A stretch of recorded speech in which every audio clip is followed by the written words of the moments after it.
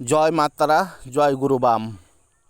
আজকে আমি আপনাদের জন্য একটি মহা শক্তিশালী বশীকরণের গাছের প্রয়োগ বিধি দিতে এসেছি। তো আপনারা দেখছেন আমার শিবশক্তি 708 ইউটিউব চ্যানেল। আপনারা দেখতে থাকুন গোড়া থেকে শেষ পর্যন্ত, স্কিপ না করে। যে গাছটির আমি ছবি সহ আপনাদের ফটো সহ দেখিয়ে দেবো, আপনাদের কোনো অসুবিধা হবে না কাজ করতে। তো দেখতে থাকুন।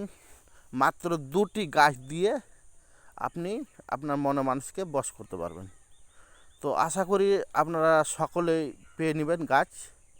যদি আপনারা গাছ যদি না পান, তাহলে দশকর্মা ভাণ্ডার থেকে আপনারা গাছগুলো সংগ্রহ করে নিয়ে আসবেন।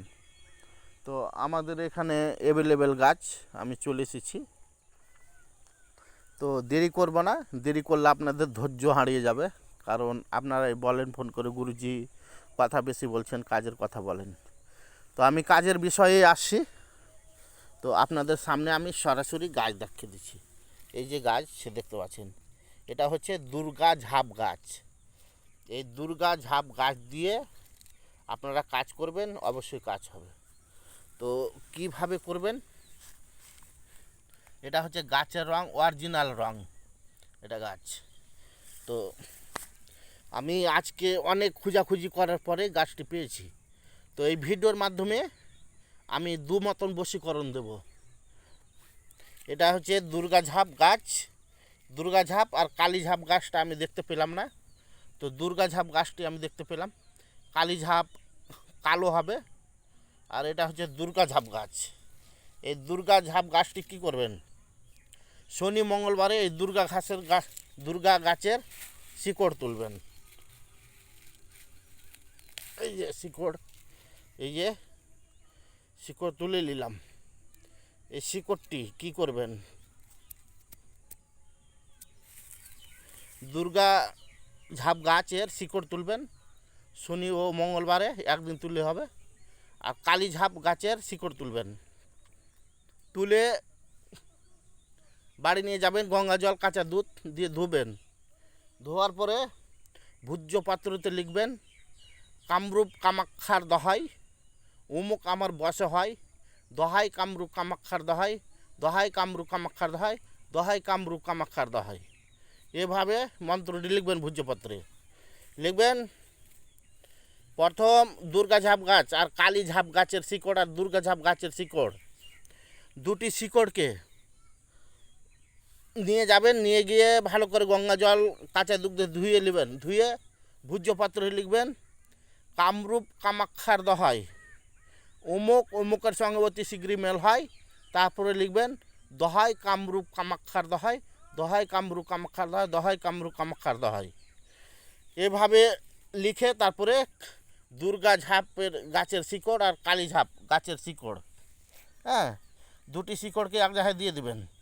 দিয়ে একটু কি করবেন, কামিনী সিঁদুর বা কালীর চোখ দানের সিঁদুর দেবেন। আর যাকে বশীকরণ করবেন তার একটি বস্ত্র দেবেন। তার সুতো যে হোক না কেন দিয়ে দিলেন। দিয়ে ভালো করে ভূজপত্রকে মুড়িয়ে তাবিজের মধ্যে 3 ধাতু তাবিজের মধ্যে ভরে, লাল কালো সাদা তিন রঙের ধাগা দিয়ে সুতোকে পেঁচিয়ে কবচের মধ্যে ভরে, পুরুষ হলে ডান হাতে, নারী হলে বাঁ হাতে ধারণ করবেন। এটা 1 থেকে 24 ঘন্টার মধ্যে বশীকরণ হবে। তো আমি দিয়ে দিলাম। আর একটি আমি ভিডিও দিচ্ছি, সে ভিডিওটি হবে, সেই গাছের শিকড় বেটে যদি খাওয়াতে পারেন আপনার মনে মানুষকে, তা বশ হবে। দ্বিতীয় বশীকরণটি হচ্ছে যে ভগরত গাছের মূল দেখতে পাচ্ছেন, অনেক ভগরত গাছের মূল। এগুলো যতটা দেখতে পাচ্ছেন পুরোটাই ভগরত গাছের মূল, পুরোটাই ভগরত গাছ। এখানে আমাদের এখানে অ্যাভেলেবেল ভগরত গাছ দেখতে পাচ্ছেন, পাহাড়ের মতন জমি আছে। তো এখানে একটি আছে, তার পাশে অনেক আছে। তো এটা ভগরত মূলটা কী করবেন, ভগরত মূলটি শনি ও মঙ্গলবারে তুলবেন। তুলে নিয়ে গেলেন, আমি তুলে দেখিয়ে দিচ্ছি। এই যে শিকড়, অনেক বড় শিকড় ভগরত। এটা হচ্ছে ভগরত গাছ। ভগরত গাছ এই ভগরত গাছের মূল দেখতে পাচ্ছেন কত বড় মূল। এই মূলটিকে আপনি এখান থেকে কেটে নিলেন, কেটে নিয়ে গেলেন, গাছটি ফেলে দিলেন। ফেলে দেওয়ার পরে বাড়িতে যাবেন, উল্টা পাটায় শিল নোড়া দিয়ে পিষবেন। পিষের পরে এটা নারী পুরুষ দুজনেই বশ করতে পারবেন। যদি আপনার মনের মানুষ যদি কথা না শুনে, তাহলে আপনার মনের মানুষকে কোনোভাবে মাছ, মাংস, ডিম এই তিনটি বাদ দিয়ে যে কোনো নিরামিষের সঙ্গে যদি আপনি খাওয়াতে পারেন 24 ঘন্টার মধ্যে বশ হবে।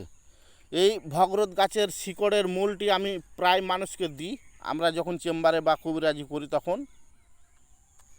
তো আমি যা শিবশক্তি 700 ইউটিউব চ্যানেলে আমি যা দিচ্ছি মামনসার কৃপায় সত্য জিনিস দিচ্ছি। তো এই যে ভগরত গাছের মূলটি তুলবেন, তুলে নেওয়ার পরে নিয়ে যাবেন গঙ্গা জল কাঁচা দুধ ধুয়ে শোধন করে নেবেন। গঙ্গা জল কাঁচা দুধ দিয়ে ধুলেই শোধন হয়ে যাবে। তারপর শিলপাটা লোড়াতে পিষবেন। পিষে নিয়ে ভালো করে যদি পুরুষ হয়ে নারীকে খাবান, তাহলে পুরুষের এতে বীর্য দিতে হবে এই গাছের শিকড়ে পেষণ করেছেন এতে। আর যদি নারী হয়ে যদি পুরুষকে খাবান, তাহলে নারীরা কি করবে, আপনার যে রজ্জশিলা ম্যানসের মাসিকের যে রক্তটা হয় সেই রক্তটা এই শিকড়ে দিতে হবে। শিলপাটায় নোড়ে পেষণ করেছেন ওতে দিয়ে আপনার নারী হয়ে যদি স্বামীকে বশ করেন, তাহলে আপনার রজ্জশিলা ম্যানসের রজ্জশিলার রক্ত দিয়ে আপনার স্বামীকে বা আপনার মনের মানুষকে যদি খাওয়াতে পারেন গোপনে, তো 24 ঘন্টার মধ্যে বশ হবে। আর পুরুষ হয়ে যদি নারীকে খাওয়াতে চান, তাহলে আপনার বীর্য দিয়ে খাওয়াতে হবে আপনার মনের মানুষকে। যে কোনোভাবে খাদ্যর মধ্যে খাইয়ে দিলেই গোপনে অবশ্যই কাজ হবে। তো আশা করি আপনাদের বুঝাতে পেরেছি। ভিডিওটি স্কিপ না করে গোড়া থেকে শেষ পর্যন্ত দেখবেন। আর যে কোনো নতুন ভিডিও পাওয়ার জন্য কমেন্ট করবেন আপনারা কোন ধরনের ভিডিওগুলো নিতে ইচ্ছুক।